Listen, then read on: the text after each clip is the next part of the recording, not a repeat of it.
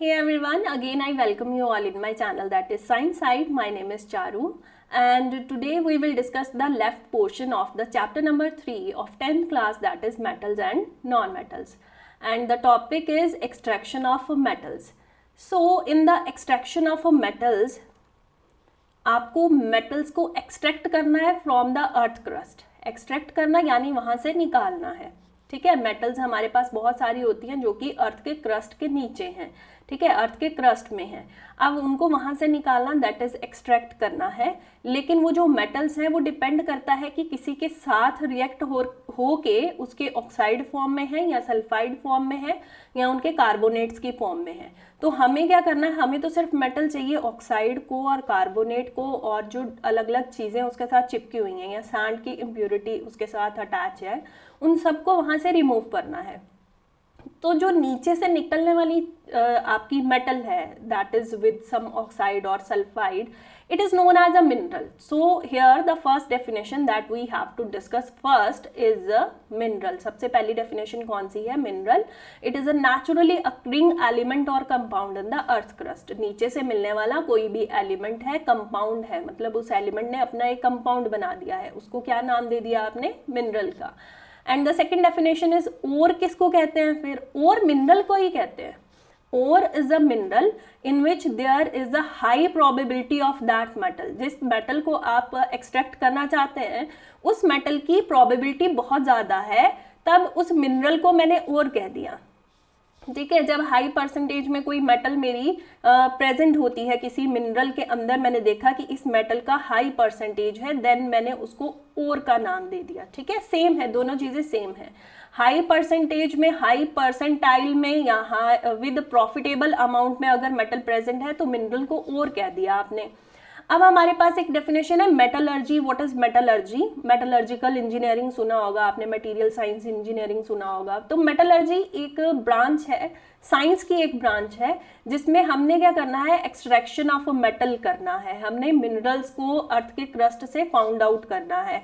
और हमने जो ओर है, वो जो मिनरल मैंने कहा कि जिसमें हाई परसेंटेज में मेटल प्रेजेंट होगा, उस ओर को एक्सट्रैक्ट करना है. और अगर एक बार एक्सट्रैक्ट हो गया, डिफरेंट प्रोसेसेस हम यूज़ करेंगे, रोस्टिंग, कैल्सिनेशन, ये सब कुछ जब हम प्रोसेसेस करते हैं तो मेटल को जब हमने एक्सट्रैक्ट कर लिया तो उसको प्यूरिफाई भी करना है, रिफाइनिंग भी करनी है. ये इतनी लंबी जो प्रोसेस है उसी को कह दिया metallurgy. What is metallurgy? Is the extraction of a metal from their ore. पहले तो एक्सट्रैक्ट करा and then refining it for use, और जब यूज करना है तो उसको रिफाइन करना पड़ेगा. This is known as a metallurgy. अगर आपके जो मिनरल है या जो आपका ओर है उसके साथ सैंड की इम्प्योरिटीज अटैच है, मतलब उसके साथ सैंड लगी हुई है, तो जो इम्प्योरिटी है उसको एक नया नाम दे देंगे, दैट इज गैंग. ठीक है, what is this? This is a mineral or ore which has a sand impurities with it. It is known as a gangue. ठीक है. Now कुछ important point है बुक में दिए हुए. सिनेमार is a ore of mercury. यहाँ mercury का sulphide देख रहे हैं आप, HgS इसका फॉर्मूला है. इसका नाम याद रखना है, that is very important. MCQ की फॉर्म में आ सकता है. What is the ore of mercury? Cinnabar is the ore of mercury. और दूसरा important question, which is the most abundant element on the earth crust? तो आपका आंसर होना चाहिए ऑक्सीजन. ठीक है, oxygen is the most abundant element in the earth crust. जितनी भी मेटल्स है ना हमारी रिएक्टिविटी सीरीज में हम देखते हैं, जो सबसे ज्यादा रिएक्टिव है सोडियम पोटाशियम वाली, वो फटाफट से ऑक्सीजन के साथ रिएक्ट करके अपना ऑक्साइड बना देती हैं. अर्थ के क्रस्ट में सबसे रिएक्टिव मेटल्स फ्री फॉर्म में तो होती नहीं, ठीक है, वो होती हैं फ्री स्टेट में तो होती नहीं, वो होती हैं ऑक्साइड्स और सल्फाइड्स की फॉर्म में. तो उसमें से भी ऑक्सीजन सबसे ज्यादा रिएक्टिव है because it is a most abundant element on the earth crust. ठीक है, चले आगे चले. तो इस जो आपका फर्स्ट जो ये टॉपिक है, इसमें डेफिनेशंस आती हैं. सबसे पहले मिनरल क्या है, ओर क्या है, मेटलर्जी क्या है, व्हाट इज गैंग, एंड और इसमें ये दो MCQ बहुत इंपॉर्टेंट है. What is the ore of mercury and which is the most abundant, which is the abundant element on the earth crust? तो oxygen is the abundant element on the earth crust. Next है आपका, अब आपने metals को extract करना है. ठीक है, extracting metal with low in the activity series. Activity series सबने पढ़ रखी है, ठीक है, लर्न भी करवाई थी. कैटरीना ने, कार, मांगी, ऑल्टो, जेन, फरारी, सुनकर, ठीक है, सुनकर, आपकी पब्लिक ने हंसकर, कल्टी, मारी, क्या कहा फिर, चांदी, सोना, सोना सिंबल्स लिख रही हूं मैं, ठीक है, और प्लैटिनम देंगे। तो ये जो सीरीज है इसमें जो सबसे ऊपर है वो तो हाईली रिएक्टिव है, साथ में भी लिखा है ये हाईली रिएक्टिव है, और बीच वाले अगर इन सब की बात करें तो ये मॉडरेट है, मतलब थोड़े थोड़े से रिएक्टिव है। और अगर नीचे वालों की बात करें तो ये कैसे हैं, ये आपके लेस रिएक्टिव है। तो इस तरह से हमने ना अपनी जो रिएक्टिविटी सीरीज है उसको 3 पोर्शंस में डिवाइड कर दिया है, हाईली रिएक्टिव, मॉडरेट रिएक्टिव और लो रिएक्टिविटी वाले। तो सबसे पहले मैं स्टार्ट कर रही हूँ लो रिएक्टिविटी वालों की एक्सट्रैक्शन कैसे की जाती है। तो अगर आपके लो वाले हैं, यहाँ पे लिखा है low in the activity series, for example copper ले लीजिए, सिल्वर और गोल्ड ले लीजिए, मरकरी लिया है एग्जाम्पल में एनसीईआरटी में। तो मरकरी किस फॉर्म में होता है, मरकरी या कोई और मेटल जो है बच्चे वो होता है सल्फाइड की फॉर्म में। हमने सल्फाइड को कन्वर्ट करना है ऑक्साइड में, तो हम इसको करेंगे heat in the presence of excess of oxygen, और इस प्रोसेस को कहते हैं रोस्टिंग करना। व्हाट इज दिस, रोस्टिंग, याद रखना है, किसी चीज को रोस्ट कर रहे हैं, जैसे हमने रोस्टेड पीनट्स खाने हैं तो इसका मतलब उनको इन द प्रेजेंस ऑफ एयर आपने उसको रोस्ट किया है अच्छे से, है ना, वैसे करके मैं तो वैसे याद रखती हूँ, ठीक है। Roasting is heating something in the presence of excess of oxygen is known as a roasting. तो रोस्ट किया हमने किसको, मरकरी का सल्फाइड था जो कि हमारे पास एक तरह से ओर है, आपको पता है इसका नाम भी, this is a cinnabar which is a ore of mercury. इसको हमने हीट किया in presence of excess of oxygen, यहाँ पे हमने किया हीट, और जैसे ही हीट किया ये सल्फाइड की जगह पे ऑक्साइड साथ में लग गया, तो ये मरकरी का ऑक्साइड मेरे पास आ गया, ठीक है। मैंने क्या किया है, now this process is known as a roasting, this is the first step. Now oxide तो आ गया लेकिन मुझे मेटल चाहिए, ऑक्साइड नहीं चाहिए, तो मैं इस ऑक्साइड को फिर से हीट करूंगी, और ये जो स्टेप है सेकंड वाला जिसको मैं यूज कर रही हूँ, दिस इज रिडक्शन, क्योंकि मैंने क्या किया, ऑक्सीजन अटैच थी उसको रिमूव कर दिया, the removal of oxygen is known as reduction, याद रखना है। तो मेरे पास जैसे ही आया ऑक्साइड, मैंने उसको फिर से किया हीट, और हीट करने से ये जो ऑक्सीजन है ये साथ में से हट गई, सिर्फ मेरे पास मरकरी आ गया। तो रिमूवल ऑफ ऑक्सीजन मैंने कर दी, इसका मतलब मैंने क्या किया, रिडक्शन कर दी, ठीक है। सिमिलरली अगर आपके पास कॉपर है, क्योंकि ये भी लो इन द एक्टिविटी सीरीज आ रहा है, नीचे आ रहा है ना, ये देखिए copper low in the activity series. अगर आपके पास यहाँ पे कॉपर आपको मिल रहा है लेकिन सल्फाइड के साथ, तो फिर से वही बच्चे, सबसे पहले क्या करना है, हीट करना है, ताकि आप उसको अच्छे से इन प्रेजेंस ऑफ ऑक्सीजन क्या कर सके उसकी। The first step is known as a roasting, आपने रोस्टिंग कर दी, रोस्टिंग की, सल्फर हट गया, यहाँ पे ऑक्सीजन साथ में लग गया, तो कॉपर का ऑक्साइड मिल गया, बहुत अच्छी बात है, यही चाहिए था। जैसे ही कॉपर का ऑक्साइड आया, आपने इसकी रिडक्शन कर दी, the second step is reduction, removal करना है ना ऑक्सीजन का, मुझे हटानी है, मुझे नहीं चाहिए ऑक्सीजन। तो अगर आपको ऑक्सीजन यहाँ से हटाना है तो आप कॉपर के ही सल्फाइड के साथ रिएक्शन कर दीजिए, ऐसे भी कर सकते हैं हीट करके, लेकिन ये स्टेप है कि आप सल्फाइड के साथ अगर रिएक्ट करेंगे एक्सेस ऑफ कॉपर मिल जाएगा। देखिए 6 कॉपर यानी excess of copper metal you can gain, and sulphur dioxide is in the form of gas, वो तो चली जाएगी एयर में। तो इस तरह से आप एक्सट्रैक्ट करते हैं मेटल्स को जिनकी रिएक्टिविटी लो है। उनके लिए 2 ही स्टेप्स याद रखने हैं, first step is known as a roasting and the other step is known as you are doing reduction because you want to remove the oxygen from the oxide। ठीक है, 2 ही स्टेप्स हैं बच्चे, बहुत इजी है, ठीक है। सेकंड है आप एक्सट्रैक्शन ऑफ मेटल्स करेंगे, उनकी जो middle of the activity series में आते हैं। तो मिडल में कौन आ रहा है, ये देखिए जिंक, आयरन, लेड और कॉपर भी आ सकता है। अब आपने क्या करना है, इसमें कुछ स्टेप्स याद रखने हैं, जैसे इसमें 2 ही याद रखे थे कि रोस्टिंग कर दो और रिडक्शन कर दो। इनमें आपको देखना है आपके पास उस चीज का सल्फाइड है। फॉर एग्जांपल अगर मैं जिंक की बात करूं तो जिंक जो है वो जिंक सल्फाइड के फॉर्म में है। अगर सल्फाइड है तो मुझे पता है सल्फर को हटाना बहुत आसान है, मैं ऑक्सीजन की एक्सेस में उसको हीट करूंगी, and this step is known as roasting, मैंने उसकी क्या कर दी, रोस्टिंग कर दी, तो सल्फर हटके ऑक्साइड आ गया। आप देखिए कितना आसान है, ऑक्साइड जो है उसको क्या करूंगी मैं, कर सकती हूँ ना यहाँ पे रिडक्शन सीधे ही, ये देखिए लास्ट स्टेप में करा है, लेकिन रोस्टिंग एक अलग मेथड है। एक और हमारे पास यहाँ पे नई term I, that is calcination. What is calcination बच्चा?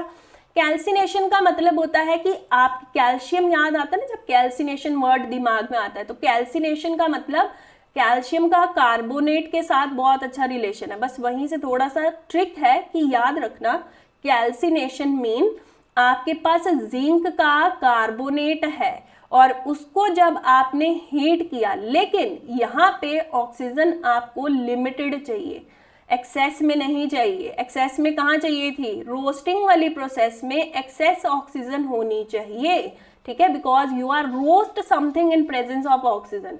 ऐसे याद आता है कि फ्राई पैन में कुछ पीनट्स हैं और उनको हम रोस्ट कर रहे हैं इन एक्सेस ऑफ एयर, यहाँ पे नहीं चाहिए। यहाँ पे कार्बोनेट को आप हीट कर रहे हैं, you are doing the heating, heat तो करना है लेकिन आपको लिमिटेड ऑक्सीजन चाहिए, ज्यादा नहीं चाहिए। और जब आप कार्बोनेट को हीट करते हैं ना, फिर से ऑक्साइड, दोनों से ऑक्साइड मिला है, ये भी याद रखना कि दोनों से, रोस्टिंग हो, कैल्सिनेशन हो, सल्फाइड्स और कार्बोनेट ऑक्साइड में कन्वर्ट हो जाते हैं। और जैसे ही ऑक्साइड मिला फिर तो बहुत इजी है, ऑक्सीजन ही तो हटानी है, you are doing reduction step.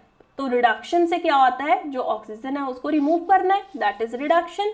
तो आप कार्बन का यूज करते हैं, आप कोक का यूज करते हैं, आप चारकोल का यूज करते हैं फॉर द रिडक्शन पर्पस।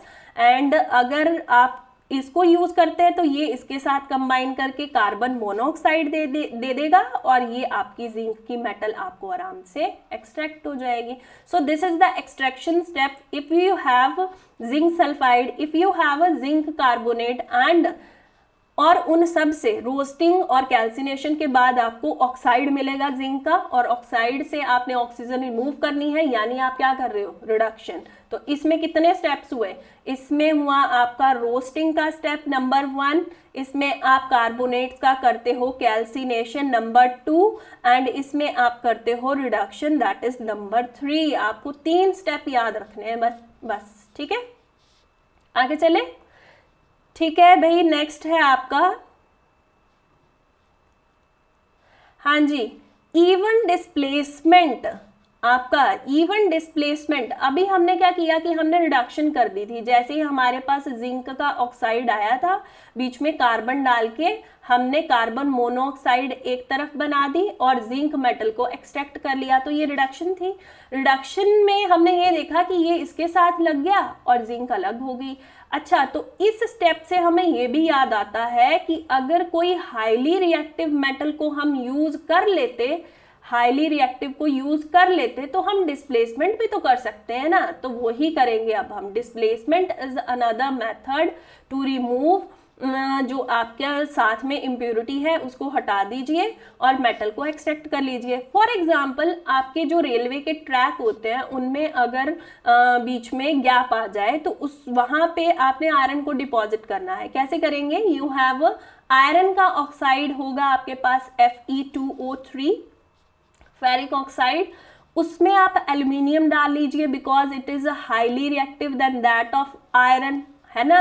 ये रिएक्टिव है किससे, किसके कंपैरिजन में, आयरन के कंपैरिजन में ये ज्यादा रिएक्टिव है। इसका मतलब इस ऑक्साइड को तो ये ले जाएगा, एल्यूमिनियम ऑक्साइड बन गया, और आयरन को तो इसने डिस्प्लेस कर दिया, भाग जाए यहाँ से भाई, तो इसको तो भगा दिया क्योंकि ये कम रिएक्टिव था, वो फटाफट से ऑक्सीजन के साथ रिएक्ट हो गया, तो आयरन यहाँ पे कम रिएक्टिव था, तो ये मेरी मेटल मैंने एक्सट्रैक्ट कर लिया आराम से।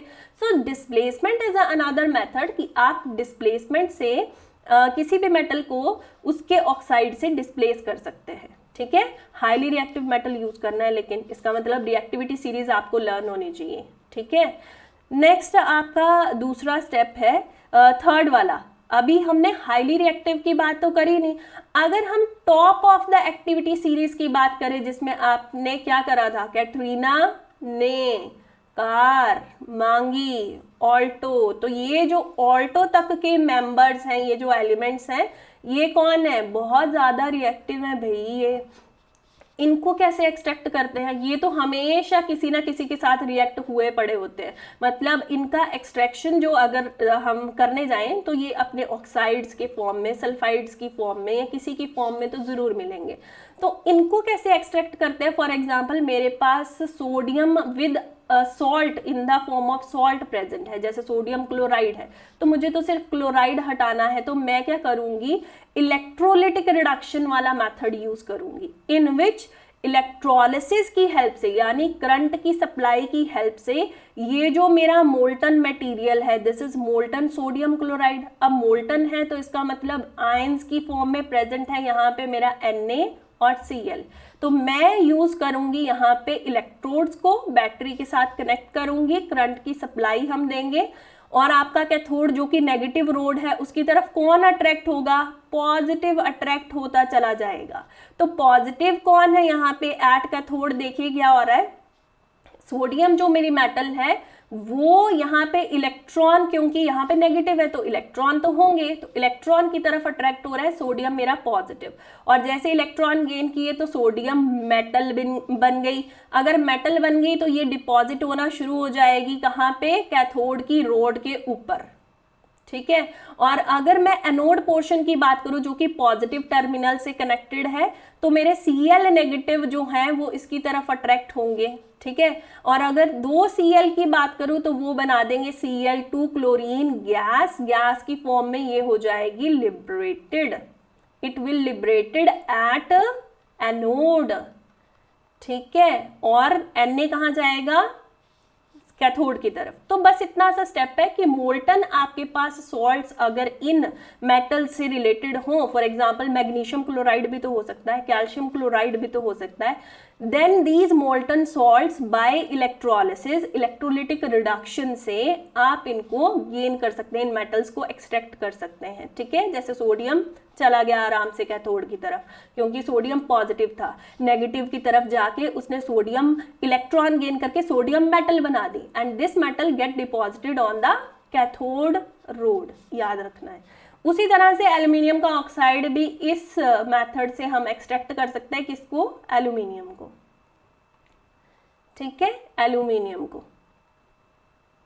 चलिए नेक्स्ट देखें। नाउ अब सारी मेटल्स एक्सट्रैक्ट कर ली, धीरे धीरे हमने कुछ कुछ स्टेप्स देखे कि जो लो रिएक्टिव हैं, जो मॉडरेट हैं, जो हाई रिएक्टिव है, उनको कैसे कर सकते हैं, ठीक है। जो आपके सबसे वो वाले थे लो रिएक्टिव हैं, उनके लिए हमने देखा रोस्टिंग और उनकी रिडक्शन कर दो, ठीक है। फिर उसके बाद मिडल वाले में आए तो हमने देखा रोस्टिंग कर दो, कैल्सिनेशन कर दो और रिडक्शन कर दो। उसके बाद हाईली रिएक्टिव यानी सोडियम, पोटाशियम, इनकी बात करें तो इनके जो मोल्टन सॉल्ट्स हैं आप उनको उठाइए, इलेक्ट्रोलिटिक रिडक्शन करिए, आप अपनी मेटल को एक्सट्रैक्ट कर सकते हैं। अब मेटल तो एक्सट्रैक्ट कर ली, लेकिन अभी उनके रिफाइनिंग यानी उनको प्योरीफाई करना अभी बाकी है। तो प्योरीफाई करने के लिए यानी रिफाइनिंग करने के लिए हम क्या करेंगे, हम यूज करेंगे यहाँ पे इलेक्ट्रोलिसिस वाला ही मेथड, ठीक है। इलेक्ट्रोलिटिकली हम उनको प्योरीफाई करेंगे, कैसे, हम लेंगे एक इम्प्योर वाली साइड और एक लेंगे हम प्योर वाली साइड। अब प्योर और इम्प्योर कैथोड में जाएगा कि एनोड में जाएगा, ये याद रखना है। कैसे याद रखोगे, आपके पास एक ट्रिक देती हूँ। आई के साथ हमेशा एम लगता है ना, ये हम ऐसे याद रखते हैं ना, तो यहाँ पे इस वर्ड से याद रखना है आपको कि आई यानी इम्प्योर पार्ट को आपने ए यानी एनोड के साथ रखना है, दिस इज अ ट्रिक। और प्योर के साथ तो हमने कैथोड को याद रखना है। ये एक ही स्टेप ये याद रहा आपको तो वो याद आ जाएगा, ठीक है, ऑब्वियसली। अब यहाँ पे प्योर जो आपने, फॉर एग्जांपल मैं यहाँ पे कॉपर की रिफाइनिंग करना चाहती हूँ, तो प्योर कॉपर को जो कि थिन अमाउंट में यानी थिन रोड की फॉर्म में मैंने ली है, वो मैं रख रही हूँ कैथोड साइड पे, यहाँ पे negative, this is cathode which is negative, और यहाँ पे ये एनोड है विच इज पॉजिटिव। तो यहाँ पे ये हो गए कनेक्शंस बैटरी के साथ, ठीक है। और ये प्योर साइड है जो कि कैथोड पे है, ये इम्प्योर है जो कि इम्प्योर कॉपर की ही रोड है, इम्प्योर कॉपर की ही रोड है। ये ले ली मैंने कॉपर की रोड। अब देखिए रिएक्शंस में क्या होगा, इलेक्ट्रोलाइट भी लेना है। What is this solution, this is very important, electrolyte कहते हैं इसको। इलेक्ट्रोलाइट उसी सॉल्ट, सेम सॉल्ट से रिलेटेड होना चाहिए। अब क्यों होना चाहिए? सेम सॉल्ट से रिलेटेड। फॉर एग्जाम्पल यहाँ पे मैंने लिया है कॉपर सल्फेट CuSO4, ठीक है, ये सब ले लिया, ठीक है। आपकी प्योर मेटल कहाँ होनी चाहिए? कैथोड में। इम्प्योर कहाँ होनी चाहिए? एनोड में। कैसे याद रखेंगे? आई के साथ हमेशा एम लगता है। इस ट्रिक से याद रखना है कि इम्प्योर साइड आपकी एनोड वाली साइड है। हो गया learn. Solution is related to the same metal salt, ठीक है। अब क्यों? क्योंकि क्या हो रहा है, जैसे ही एनोड की टर्न आई, जो मेरा इम्प्योर वाला कॉपर है ना, उसने धीरे धीरे कॉपर के आयंस बनाने शुरू किए और इलेक्ट्रॉन्स को लूज कर दिया। ये लीजिए, 2 इलेक्ट्रॉन लूज हो गए। कहाँ जा रहे हैं वो इलेक्ट्रॉन्स यहीं पे हैं, ठीक है। वो मूव करेंगे, उनकी मूवमेंट भी दिखाएंगे। इलेक्ट्रॉन्स अभी भी रोड पे है, लेकिन कॉपर कहाँ चला गया? सोल्यूशन के अंदर, यहाँ आ गया कॉपर 2 पॉजिटिव। अगर कॉपर 2 पॉजिटिव सोल्यूशन में है और ऑलरेडी मेरे पास कॉपर सल्फेट जो सोल्यूशन में है, क्योंकि मैंने वो सॉल्ट लिया है, तो वो ऑलरेडी 2 पॉजिटिव SO4 2 नेगेटिव इस फॉर्म में है। इसका मतलब ये कॉपर के आयन सोल्यूशन के अंदर एक्सेस में होना शुरू हो गए एक्सेस में। अगर एक्सेस में पॉजिटिव है तो वो नेगेटिव की तरफ अट्रैक्ट होगा, तो यहाँ से नेगेटिव यानी ये इलेक्ट्रॉन्स की मूवमेंट जो बैटरी के दूसरी तरफ जा रहे, इस तरफ इलेक्ट्रॉन्स बहुत है, उनकी तरफ ये कॉपर अट्रैक्ट होगा। तो ये कैथोड की साइड में क्या करेगा? Cathode, in the cathode side what happen, the Cu2 positive which is present in the solution, it gain the electron and get converted into copper metal। और यहाँ पे कॉपर मेटल बनना शुरू होगी। कहाँ डिपॉजिट होती जाएगी? ज़्यादा से ज़्यादा यहाँ पे डिपॉजिट होना शुरू हो जाएगी और बड़ी होगी जी ये रोड, धीरे धीरे ये बड़ी होती जाएगी। इरेज कर रही हूँ सारी चीज़ें। ये रॉड धीरे धीरे बड़ी होती जाएगी because copper gate deposited on this road, और ये रॉड धीरे धीरे खत्म होती जाएगी, बस इतनी सी बचेगी लास्ट में। और जो इम्प्योरिटीज हैं these get settle at the bottom, और इसको नाम देते हैं हम anode mud. What is this? Anode mud. These are the impurities that left in the ये जो कंटेनर है यहाँ पे। तो आपने सिर्फ इतना याद रखना है, एनोड में जो आपका इम्प्योर साइड है वहाँ पे जो मेरा कॉपर है उसने क्या किया? कॉपर तो वो मेटल था लेकिन इम्प्योर था, वो कन्वर्ट हो रहा था कॉपर 2 पॉजिटिव में, आयंस में, ठीक है। और 2 इलेक्ट्रॉन इसने जो लूज किए वो तो रोड पे ही थे अभी भी, लेकिन वो शिफ्ट करेंगे।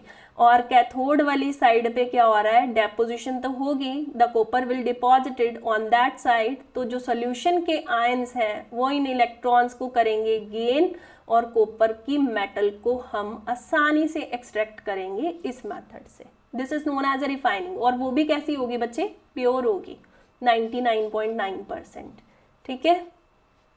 Now the topic which is last is known as corrosion। corrosion का सबने सुन रखा है, deterioration of the metals और the slow degradation of the metals, और आपने बहुत सारे words सुने होंगे, eating up of metal because of the presence of excess of oxygen and moisture in the air is known as a corrosion। corrosion सिर्फ एक की नहीं होती, आयरन की नहीं होती। आयरन की कोरोजन को हम रस्टिंग नाम देते हैं। Look here, this is rusting of iron. लेकिन रस्ट जो आपका बन रहा है आयरन के ऊपर, सिर्फ उसी को कोरोजन नहीं बोलते हैं। आपका सिल्वर भी कोरोजन शो करता है, आपका कॉपर भी कोरोजन शो करता है। फॉर एग्जाम्पल यहाँ पे सिल्वर देखिए कितना शाइनिंग अपीयरेंस वाला है, यहाँ पे it get converted into the black colour की कोटिंग इसके ऊपर आ गई है। वो क्यों?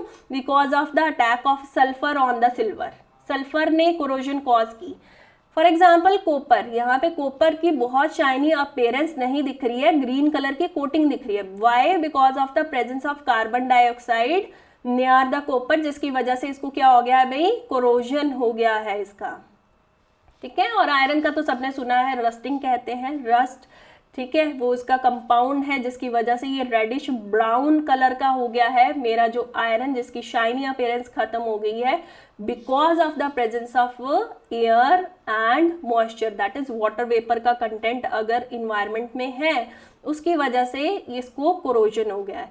अब इसको प्रिवेंट कैसे कर सकते हैं? प्रिवेंशन के मेथड है, आप उनके ऊपर पेंट अप्लाई करिए, ऑयलिंग करिए, गैल्वेनाइजेशन करिए, क्रोम प्लेटिंग करिए, अलॉय फॉर्मेशन करिए।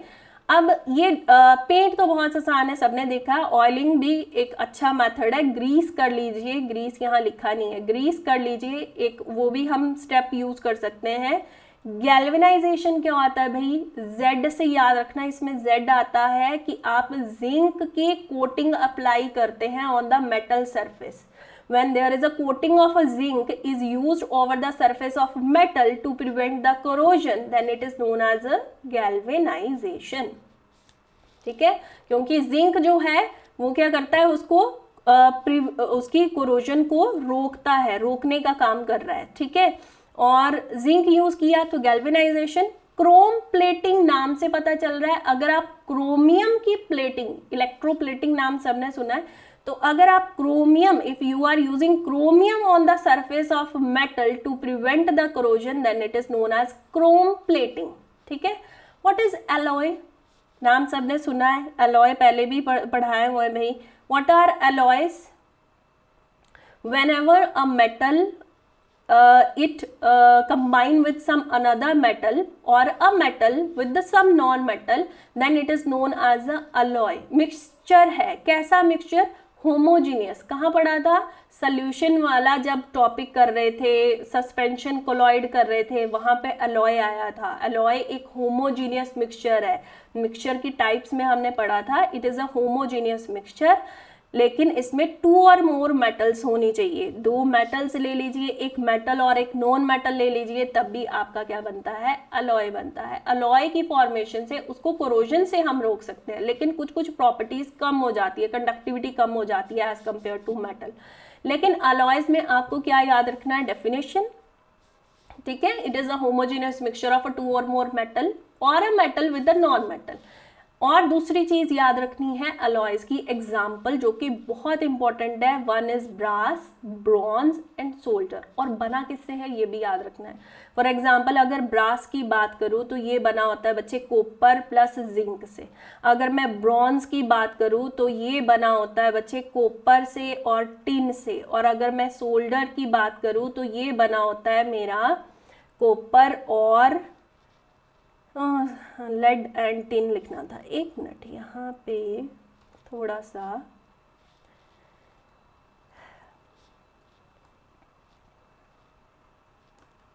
हाँ जी, अगर सोल्डर की बात करूं तो यहाँ पे मैंने लिखना था लेड प्लस आपका टिन, इन दोनों से बना होता है। ठीक है, तो इन तीनों का आपने अलॉय याद रखना है कि किससे बना है।